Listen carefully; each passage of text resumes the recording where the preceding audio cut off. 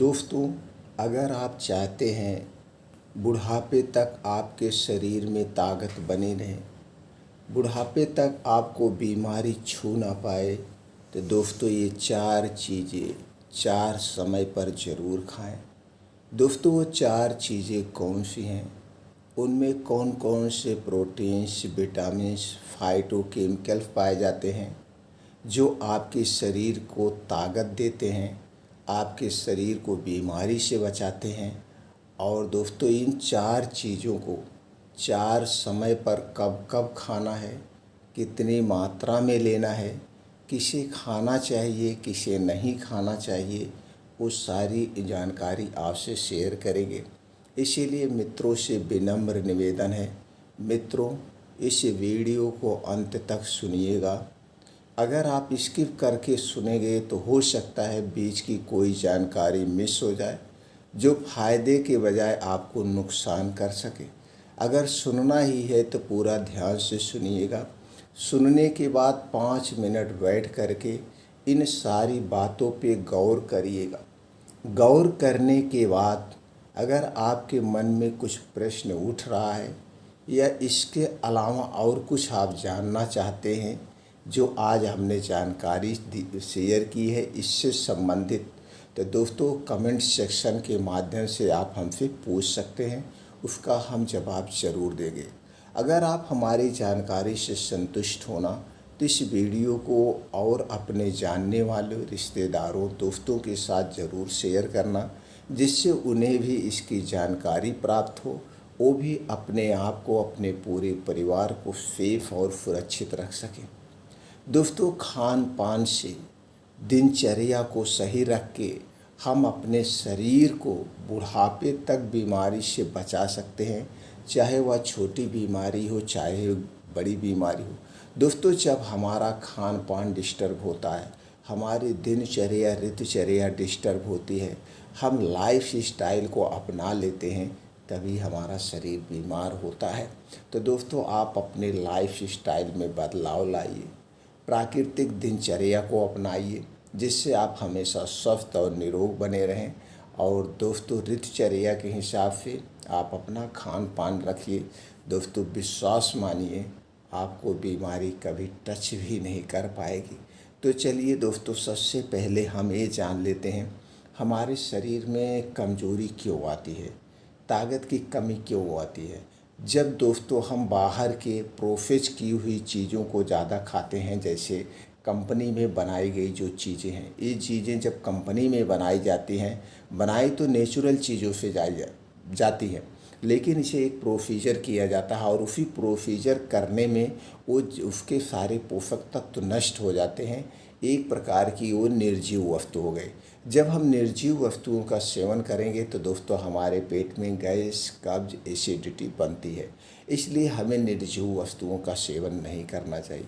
हमें अपने खाने पीने में 70% सजीव वस्तुओं का सेवन करना चाहिए।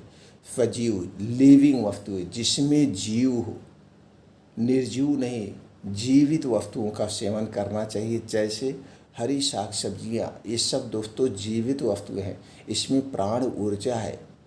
और इन्हीं छोटे छोटे चीज़ों से जैसे बीन्स हो गए, ये भी सजीव, ये भी जीवित वस्तुएं हैं, लिविंग वस्तुएं हैं। बीन्स हो गया, अखरोट हो गया, बीन्स को आप भिगो के खा सकते हैं, बीन्स को आप अंकुरित करके खा सकते हैं। ये अखरोट हो गया, इसे रात में भिगो के ले सकते हैं। प्लांट बेस आप दूध ले सकते हैं। ये सारी जीवित वस्तुएं हैं। इन्हीं लिविंग वस्तुओं का सेवन अगर आप करते हैं तो दोस्तों आप हमेशा स्वस्थ रहते हैं। तो हमारी जो डाइट होनी चाहिए वो 70% लिविंग वस्तुएं होनी चाहिए। 20% अपने पेट को हमेशा खाली रखिए, यानी पानी भर के रखिए, और 10% निर्जीव ही वस्तुओं का सेवन करिए, तो आपके शरीर में कभी कमजोरी नहीं आएगी। दूसरी तरफ जब आप किसी बीमारी के शिकार हो जाते हैं तो बीमारी के कारण भी शरीर में कमजोरियां आती हैं। तो दोस्तों आप अपनी दिनचर्या ऐसे रखिए आपको बीमारी ही ना आए। बस बीमारी होने का यही कारण है जब हमारे शरीर में पोषक तत्वों की कमी होती है, प्रोटीन्स विटामिन्स की कमी होती है, या हमें कोई बीमारी हो जाती है। तो दोनों तरफ से आप अपने आप को बचाइए। तो ये हो गया बीमार होने के कारण। अब दोस्तों, अगर आप जो चीज़ें आज हम शेयर कर रहे हैं, जिन 4 चीज़ों को आपको खाना है, वो 4 टाइम भी हम बताएंगे, लेकिन इन चीज़ों को जिस दिन से शुरू करना, उस दिन से कुछ परहेज़ आपको करना पड़ेगा। आयुर्वेद हमेशा परहेज़ पे फोकस करता है। अगर आपको दोस्तों पूर्ण रूप से स्वस्थ और निरोग होना है, यानी आपको अपनी बीमारी को जड़ से ठीक करना है, तो आपको परहेज़ ज़रूर करना पड़ेगा। उसी तरह से दोस्तों, अगर आप अपने शरीर को ताकतवर बनाए रखना चाहते हैं, तो इसके साथ कुछ आपको परहेज़ करना पड़ेगा, सावधानियाँ बरतना पड़ेगा। परहेज़ क्या करना है? परहेज़ वही चीज़ें करना है जिस चीज़ को खाने से आपके शरीर में कमजोरी आई है, उन्हीं चीज़ों का सेवन नहीं करना है। परहेज़ वही करना है जिन चीज़ों के खाने से आप बीमार पड़ते हैं, वही चीज़ें आपको नहीं खाना। तो वो चीज़ें क्या है, चलिए जानते हैं।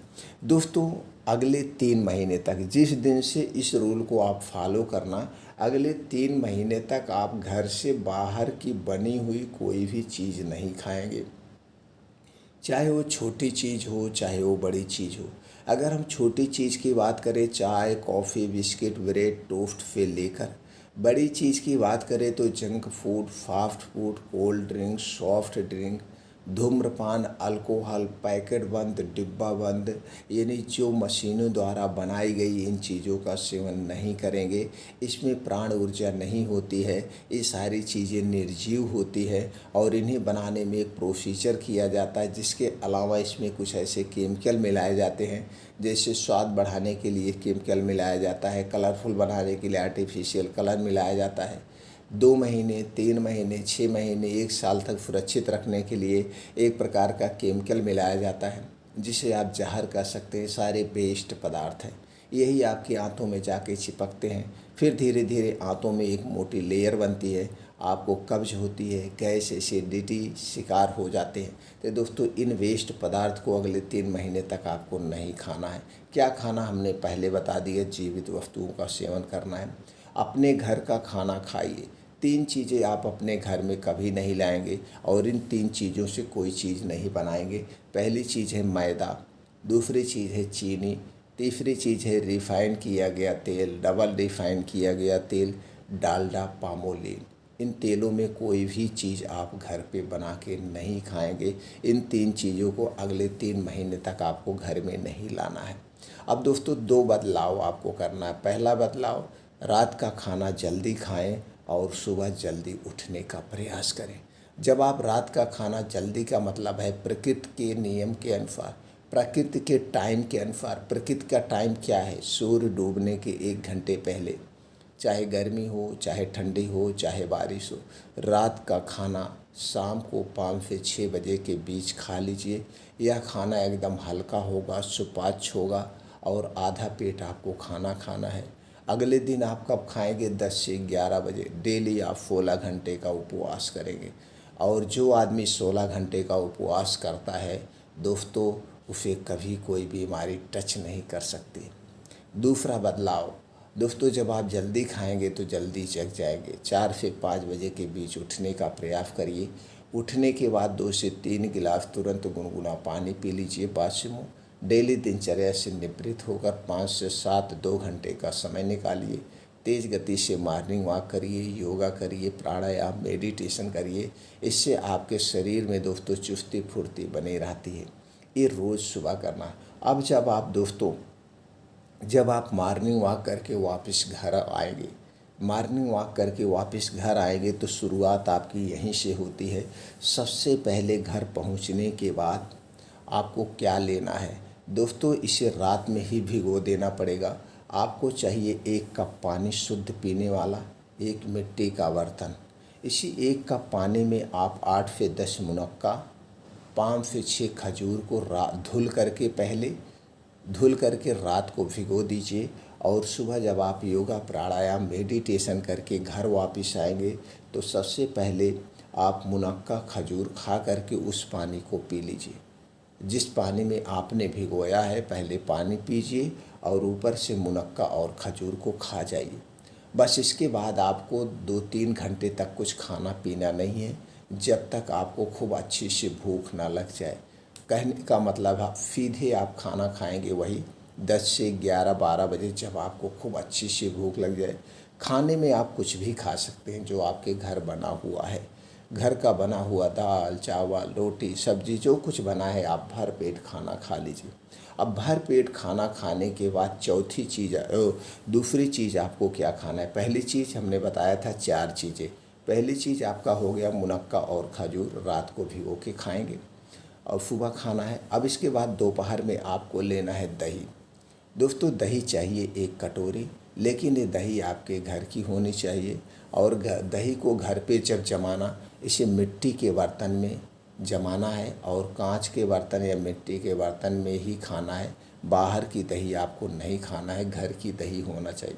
दोस्तों 1 कटोरी दही में अब आपको मिलाना है पान में खाया जाने वाला चूना।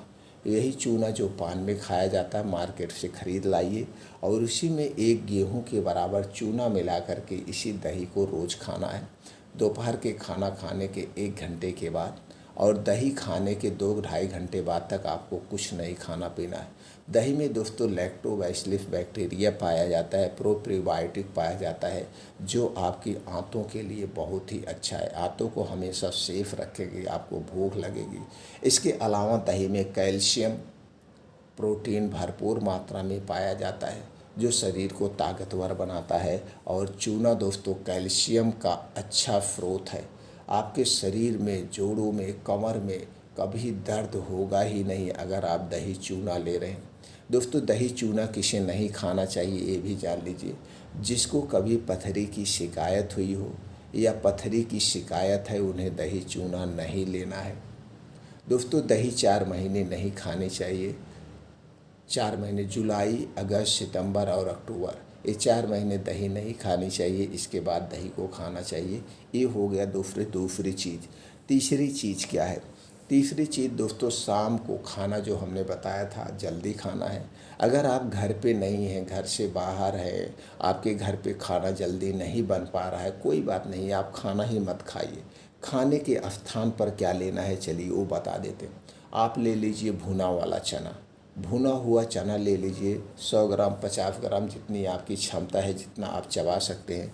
और इसी के साथ ले लीजिए देसी गुड़। चना और गुड़ आप चबा लीजिए।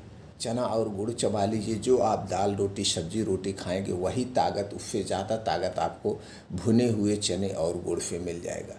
इसे चबा लीजिए। बस चबाने के 2 घंटे बाद तक पानी वानी मत पीना, तुरंत पानी नहीं पीना। 1.5 से 2 घंटे के बाद पानी पीना। जैसे मान लीजिए 5-6 बजे आपने चना चबाया है, अब 7:30-8 बजे आप जो है अगर प्यास लगे तो प्यास कर बुताने के लिए पानी आप पी सकते हैं, नहीं तो फिर मैं बताता हूँ क्या करना है। तब आपको खाने की ज़रूरत नहीं है, सारे पोषक तत्व तो आपको मिल गए। चना और गुड़ के बहुत ज़बरदस्त फ़ायदे हैं। अगर हम फ़ायदे पे डिस्कस करेंगे तो दोस्तों बहुत ही वीडियो लंबी हो जाएगी। बस इतना जान लीजिए मतलब चना और गुड़ के कोई नुकसान नहीं है। अब दोस्तों रात 8 बजे, अब मान लीजिए 5 से 6 बजे चौथी चीज़ मैं बताने जा रहा हूँ। अब मान लीजिए 5 से 6 बजे आपने भुना चना ले लिया। अब इसके 2 घंटे के बाद आपको चाहिए 1 गिलास दूध। 1 गिलास दूध है, दूध आपके घर का होगा। ये दूध आपके घर का होगा। अगर ये दूध दोस्तों देसी गाय का दूध मिल गया तो अति उत्तम है। पैकेट का दूध आपको नहीं चाहिए, घर का दूध चाहिए। दूध को गर्म कर लीजिए। गर्म करने के बाद उसे गैस से उतार करके अब उसी में मिला दीजिए 1 चम्मच अश्वगंधा पाउडर। दोस्तों ये जो अश्वगंधा पाउडर मिला करके आप इसी दूध को जब ठंडा हो जाए तो रात को 8 बजे पीना है। अब आप 10 बजे सोने जाइए। तो 6 बजे आपने चना गुड़ लिया, रात को 8 बजे आपने अश्वगंधा दूध लिया। और दोस्तों अश्वगंधा दूध के इतने ज़बरदस्त फ़ायदे हैं क्या बताएं। दोस्तों दूध तो सुपर फूड है ही। अब उसके साथ जब अश्वगंधा मिल गई, और अश्वगंधा आयुर्वेद की सबसे शक्तिशाली औषधि है। आयुर्वेद की सबसे शक्तिशाली औषधि है। ये आपके शरीर को ताकतवर बनाने के साथ साथ बीमारियों से भी बचाती है। अगर हम इसके फ़ायदे की बात करेंगे तो दोस्तों वीडियो बहुत लंबी हो जाएगी, फिर फ़ायदे ही फ़ायदे हैं। तो अश्वगंधा वाला दूध आपको रात को पीना है 8 बजे। अब दोस्तों हमने 4 चीज़ों का चर्चा किया। सुबह हो गया मुनक्का खजूर, दोपहर में हो गया दही चूना, और शाम को हो गया भुना हुआ चना और गुड़, और रात को हो गया दूध और अश्वगंधा। ये आपके शरीर को स्वस्थ निरोगी बना के रखेगी। दोस्तों, ये 4 चीज़ें अगर अपनाते हैं तो आपका शरीर कभी कमज़ोर नहीं पड़ेगा, और जब शरीर में कमज़ोरी नहीं आएगी, ताकत बनी रहेगी, तो दोस्तों ना तो बुढ़ापा पास जल्दी आएगा और ना तो बीमारी आपके पास जल्दी आएगी। मित्रों, फिर मिलते हैं ऐसे ही और आयुर्वेदिक चमत्कारी नुस्खे के साथ अगले वीडियो में।